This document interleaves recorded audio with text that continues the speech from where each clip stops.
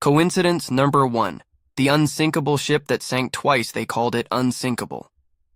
But the universe, it seems, has a wicked sense of irony.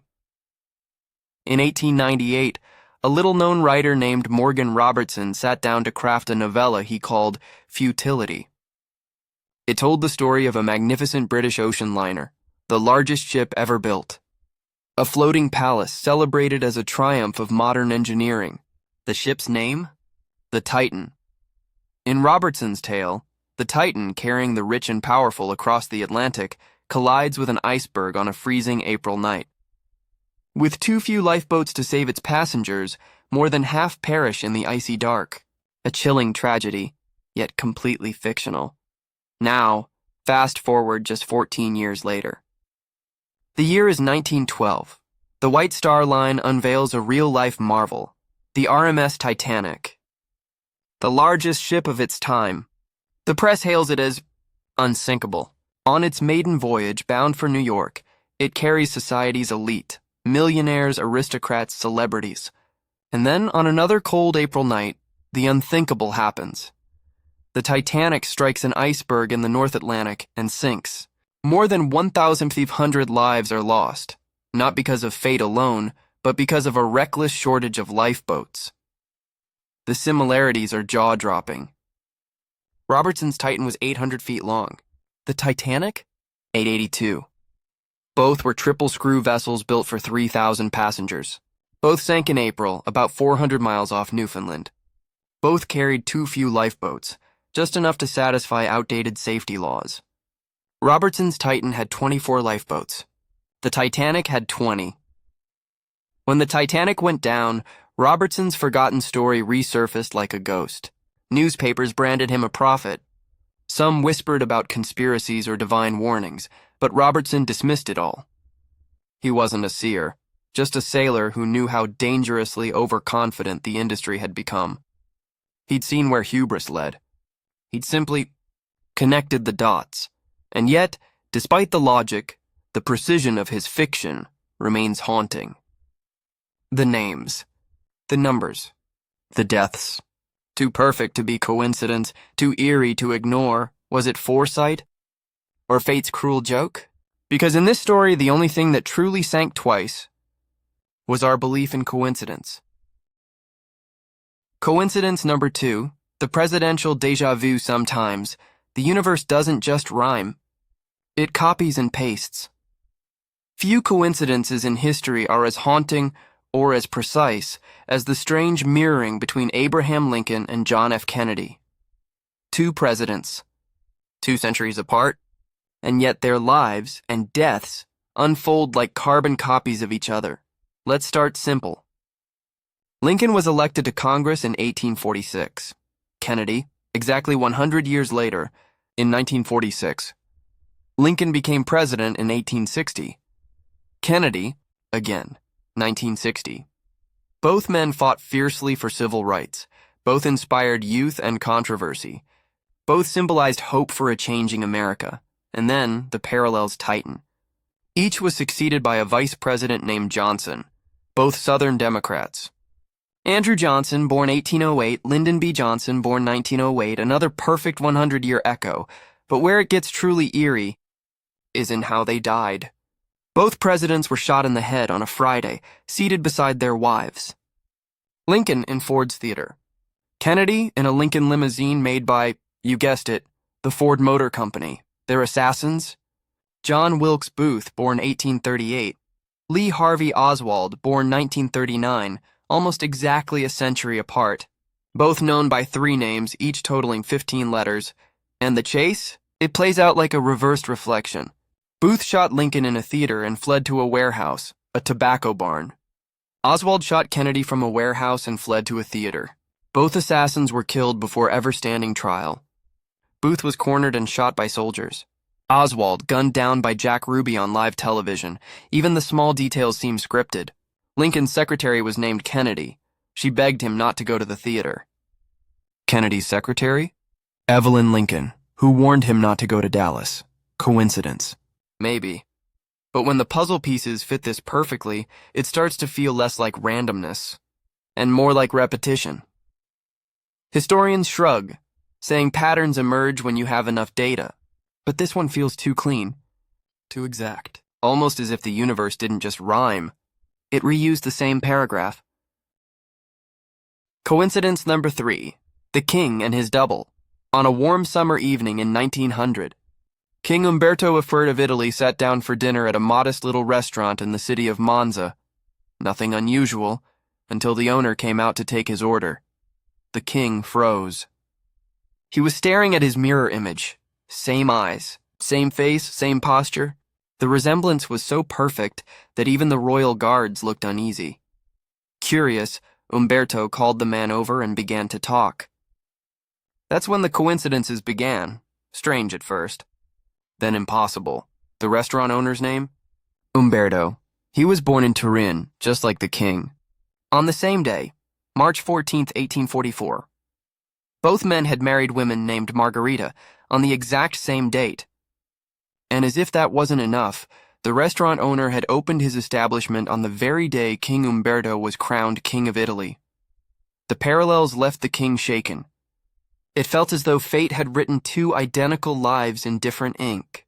He learned that his double had even served in the same regiment as he once had, but had never been honored. Amused and moved, the king promised to award him the Order of the Crown of Italy, inviting him to attend a sporting event the next day. But destiny had other plans. On July 29, 1900, the king looked for his doppelganger among the crowd, but he was nowhere to be found. Moments later, word spread through the royal entourage. The restaurant owner, Umberto, had been shot dead that very morning during a street dispute. The king was stunned. He reportedly whispered that he felt a piece of himself had died too. And then, as if fate demanded symmetry, an anarchist named Gaetano Bresci stepped from the crowd, raised his pistol, and fired 4 shots. King Umberto, I was struck in the heart, dying within minutes, just hours after his double. 2 men, born on the same day, married on the same day, crowned and celebrated on the same day, and then finally, killed on the same day. A cruel mirror of destiny. A haunting reminder that sometimes coincidence doesn't just mimic life, it duplicates it. All the way to the grave. Coincidence number 4. The Tale of Richard Parker. Sometimes, truth doesn't just imitate fiction. It devours it. In 1838, the master of macabre himself, Edgar Allan Poe, published his only full-length novel, The Narrative of Arthur Gordon Pym of Nantucket. It was a tale of shipwreck, madness, and survival on the open sea. In its final act, 4 shipwrecked sailors drift helplessly on a shattered raft. Starving, delirious, and surrounded by endless blue, they draw straws to decide who will die so the others might live. The one who draws the short straw is a young cabin boy. His name Richard Parker. He is killed and eaten. It's a scene so grotesque, so unthinkable, that even Poe's readers wondered if he'd gone too far. But 46 years later, fiction would turn to prophecy. In 1884, the English yacht Mignonette set sail from Southampton, bound for Sydney, Australia. It never made it. The ship was wrecked in the South Atlantic, leaving 4 survivors adrift in a small open boat. Captain Tom Dudley, sailors Edwin Stevens and Edmund Brooks, and a 17-year-old cabin boy, an orphan named Richard Parker. For weeks they floated without food or water. They caught the occasional turtle, but starvation soon hollowed them out. Parker, weak and delirious after drinking seawater, was dying. Then came the captain's suggestion, the unthinkable one. Someone would have to die so the rest could live, and just as in Poe's story, the doomed one was Richard Parker. They killed him. They ate him. Days later, the survivors were rescued, and the world recoiled. Their trial, R.V. Dudley and Stevens, became a landmark in British law, forever establishing that necessity is no defense for murder. But beyond the courtroom, another kind of horror took hold. The realization that Poe's imagined tragedy had somehow come true, almost line for line. A cabin boy. A lifeboat, cannibalism, the same name. A work of fiction. Reborn as fact, not coincidence? Or something darker, a story written twice, once by a writer, and once by fate itself. Coincidence number 5. Mark Twain and the comet. Some people don't just live in their time, they belong to it. And few embodied that truth better than Mark Twain, America's sharp-tongued storyteller, philosopher, and humorist. Twain, born Samuel Langhorne Clemens, came into the world on November 30th, 1835, just 2 weeks after the appearance of Halley's Comet. That glowing wanderer streaking across the night sky appears only once every 75 to 76 years, a celestial metronome marking the rhythm of generations. Twain grew up knowing that the comet had been there when he was born. He saw it not as coincidence, but as destiny, a cosmic companion that had arrived with him. As he aged, that sense of connection only deepened. By 1909, with his trademark wit, Twain began predicting his own death. He famously quipped, "I came in with Halley's Comet in 1835. It is coming again next year, and I expect to go out with it. It will be the greatest disappointment of my life if I don't go out with Halley's Comet. The Almighty has said, no doubt, here are these two unaccountable freaks. They came in together. They must go out together." And astonishingly, the universe seemed to agree. On April 21st, 1910, just one day after Halley's Comet made its closest pass to Earth, Mark Twain died of a heart attack. He had come in with the comet, and he went out with it. A perfect cosmic symmetry, poetic, eerie, and strangely fitting for a man who made his life's work out of observing the irony of existence. In the end, Twain didn't just write about fate's sense of humor. He lived it, and his final punchline was written in the stars. Coincidence 6. The Jim Twins. The question has haunted scientists and philosophers for centuries. Are we shaped by choice or by code?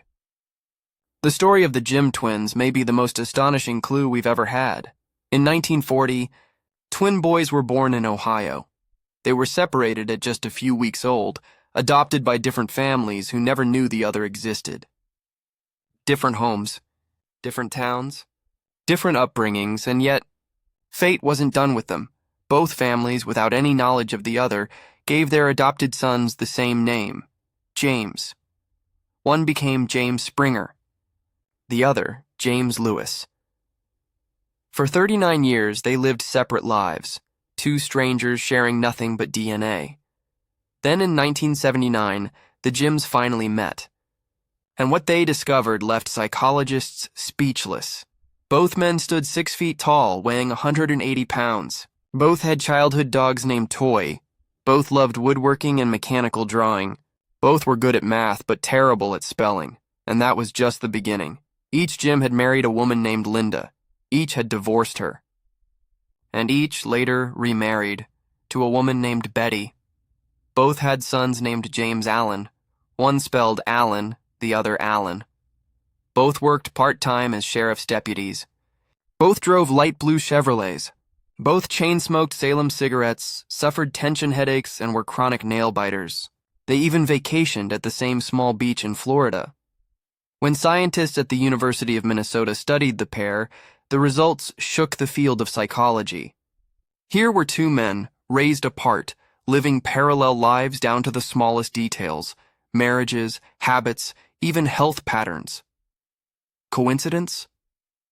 Maybe, but to many, it felt like something deeper, a whisper that who we are might be written into our DNA long before we take our first breath. The Jim twins' lives blurred the boundary between chance and destiny, suggesting that our choices, our loves, our very identities may not be as free as we think. Coincidence number 7. Anthony Hopkins and the Lost Book. Sometimes fate doesn't just surprise us, it shows off. In the early 1970s, a young Anthony Hopkins had just been cast in the film adaptation of George Pfeiffer's novel, The Girl from Petrovka. Determined to prepare properly, Hopkins set out across London to find a copy of the book. But there was a problem. No bookstore had it. Not a single one. After hours of searching, frustrated and empty-handed, Hopkins made his way to Leicester Square tube station to catch the train home. And that's when fate decided to have a little fun. Sitting alone on a bench was a forgotten book, left behind by some stranger. Hopkins picked it up and froze. It was The Girl from Petrovka, not just a coincidence, a 1 in a million alignment, but the universe wasn't done yet. 2 years later, while filming the movie, Hopkins finally met George Pfeiffer, the book's author. During their conversation, Pfeiffer mentioned something curious. He no longer owned a copy of his own novel. He had lent his personal annotated copy to a friend, who had lost it somewhere in London. Hopkins blinked. He still had the book he'd found that day at the station. He brought it out and asked Pfeiffer to take a look. Pfeiffer opened it and went pale. Inside were his handwritten notes, his underlines, his margin scribbles. It was his book, the very copy he'd lost years earlier. Against every imaginable odd, the missing book had somehow made its way into the hands of the actor destined to bring its story to life. A perfect closed loop. Author, book and actor drawn together as if guided by an unseen hand. It's the kind of coincidence that makes you wonder, did Hopkins find the book by chance, or did the book find him? Coincidence number 8. The first and last man of the dam. Some coincidences feel poetic. Others feel like fate keeping score. When construction began on the Hoover Dam, it was heralded as one of humanity's greatest achievements, a triumph of willpower over nature. Thousands of men labored in the scorching Nevada heat, carving through rock and river to tame the mighty Colorado. But progress came at a cost. By the time the dam was complete, 96 workers had lost their lives, victims of heat, machinery, and misfortune. And within that long list of names lies one of the most haunting coincidences in engineering history. The first man to die during the dam's creation was J.G. Tierney, a government surveyor. On December 20th, 1922, while scouting for the perfect location along the Colorado River, Tierney was caught in turbulent waters and drowned. His death marked the beginning of the dam's grim toll. Fast forward 13 years. It's December 20th, 1935. The Hoover Dam is nearly finished, a monument of steel and stone rising from the desert. That morning, tragedy struck again. An electrician's helper named Patrick Tierney fell to his death from one of the intake towers. The date was the same, December 20th. The gap, exactly 13 years. And the victim, Patrick Tierney, was the son of J.G. Tierney, the first man to die. A father and son, bookending one of history's greatest engineering projects, both giving their lives to the same dream, on the exact same day, 13 years apart. It's a coincidence so precise, so deeply human it transforms the Hoover Dam from concrete and rebar into a silent memorial, a monument not just to human ambition, but to the strange, unexplainable rhythm of fate. Coincidence number 9, the Finnish twin tragedy.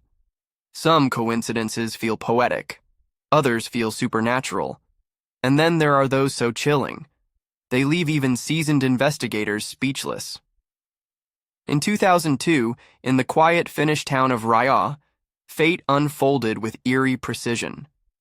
A 70-year-old man, cycling along a familiar stretch of highway, began to cross the road, just as a truck came speeding toward him. The collision was instant and fatal. A tragic accident, one that might have gone unnoticed outside the small community. But what happened next turned it into one of the most unsettling coincidences ever recorded. 2 hours later, on that very same highway, less than 1 mile away, another cyclist attempted the same crossing. Another truck. Another fatal crash. Same age, same manner of death. When police arrived, they began their routine investigation until they uncovered something that froze them in place. The two victims weren't strangers. They were identical twins, both 70 years old, both living separate lives, completely unaware of each other's movements that day. Two brothers, born together, living apart for decades, yet dying in exactly the same way, on the same road, just 2 hours apart. Officers later admitted the discovery sent a chill down their spines. There was no logical pattern, no scientific reason, just a haunting symmetry that felt more like destiny than coincidence.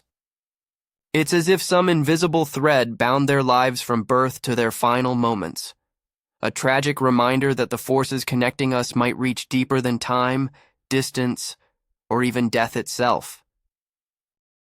Coincidence 10. The Romanov curse and the number 17 history often hides its mysteries in plain sight, in dates, in numbers, and sometimes in fate itself. And few stories are as eerily marked by one recurring number as the tragic fall of Russia's last imperial family, the Romanovs. For Tsar Nicholas II, his wife Alexandra, and their children, the number 17 seemed to shadow every major turn in their doomed dynasty, as if destiny itself had written their downfall in numerical code. The Romanovs first rose to power in 1613-3. Centuries later, 304 years to be exact, their rule came crashing down. Add those digits together, 3 plus 0 plus 4, and you get 7, a number that will soon echo again and again in the story of their end. The collapse began in 1917, the year of the February Revolution. Nicholas abdicated in March, and by October 25th, under the old Julian calendar, the Bolsheviks seized power. To the rest of the world, following the Gregorian calendar, that same revolution fell on November 7th. 17 again, hidden in both the dates and the year itself. But the most haunting connection came 1 year later. In the early hours of July 17, 1918, in a dimly lit basement in Yekaterinburg, the Tsar, his wife, their 5 children, and 4 loyal attendants were executed by a Bolshevik firing squad. The dynasty that ruled for over 300 years ended on the 17th day.